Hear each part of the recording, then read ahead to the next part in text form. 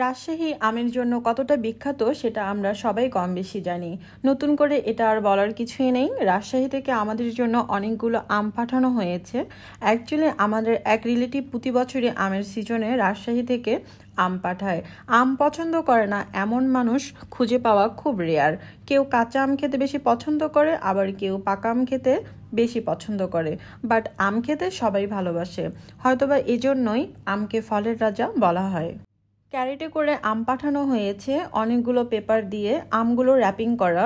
পেপারগুলো দেওয়ার কারণ হচ্ছে এতে করে আমগুলো ভালো থাকবে। যেহেতু আমগুলো গাছ থেকে পেড়ে দেওয়া হয়েছে, এগুলো অনেকটা কাঁচা রয়েছে, তো আমগুলো পাকতে একটু টাইম লাগবে। দেখুন গাইজ, আমগুলো কতটা তাজা। কিছু কিছু আম ডাটা এবং পাতা সহকারে রয়েছে। এই আমগুলোকে বলা হয় হিমসাগর। যেহেতু আমি আমগুলোকে ছড়িয়ে রাখবো, অর্থাৎ ক্যারেটে যেভাবে আমগুলো ছিল সেভাবে আমগুলোকে রাখবো না, তাই আমি ফ্লোরের উপরে কিছু কাপড় বিছিয়ে দিয়েছি। এরপর ক্যারেটে থাকা পেপারগুলো কাপড়ের উপর দিয়ে দিয়েছি। এরপর আমগুলো রেখে দিয়ে দিয়েছি। হিমসাগর আম শেষ হওয়ার পর আবার কিছু আম রাজশাহী থেকে পাঠানো হয়। এই আমগুলোকে বলা হয় সুরমা ফজলি। এই আমগুলো যেহেতু অনেকটাই পাকা, তাই আমি ফ্লোরে শুধু একটি গামছা বিছিয়ে নিয়েছি। এরপর আমগুলো রেখেছি। সুরমা ফজলি আমের সাথে আরও কিছু আম পাঠিয়েছিল, যেমন এখন ডালার উপরে যে আমগুলো দেখতে পাচ্ছেন এগুলোকে বলা হয় বাড়ি 4। এই আমের টেস্ট একটু ডিফারেন্ট। আমগুলো সাইজে একটু বড়। আমার কাছে এই আমের টেস্ট খুব বেশি একটা ভালো লাগেনি, কারণ এর আঁশগুলো অনেক ভারী। সাধারণত আম ভালোভাবে পাকার পর আম খেতে যেরকম টেস্ট লাগে, এই আমটি পাকার পর আমার কাছে খেতে কেন জানি ভালো লাগেনি। অ্যাকচুয়ালি এক এক খাবারের স্বাদ এক এক রকম। আমি কয়েকটি আম ফ্রিজে সংরক্ষণ করার জন্য নিয়েছি। আমগুলো বেশি পাকাও না আবার কাঁচাও না, এরকম আমগুলো খেতে বেশ ভালো লাগে।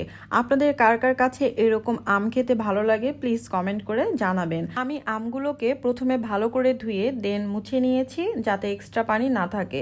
এরপর আমগুলো খোসা ছাড়িয়ে নিয়েছি। যদিও আমি আমগুলো ফ্রিজে রাখবো বা ডিপ ফ্রিজে রাখবো না, নর্মাল ফ্রিজেই রাখবো, কারণ ডিপ ফ্রিজে আম সংরক্ষণ করার পর সেই আম খেতে আমার কাছে একটুও ভালো লাগে না। আমগুলো একদম নরম হয়ে যায় এবং টেস্টও চেঞ্জ হয়ে যায়। আমি আমগুলোকে এভাবে কেটে নিয়েছি, আপনারা চাইলে ছোট ছোট করে কেটে নিতে পারেন।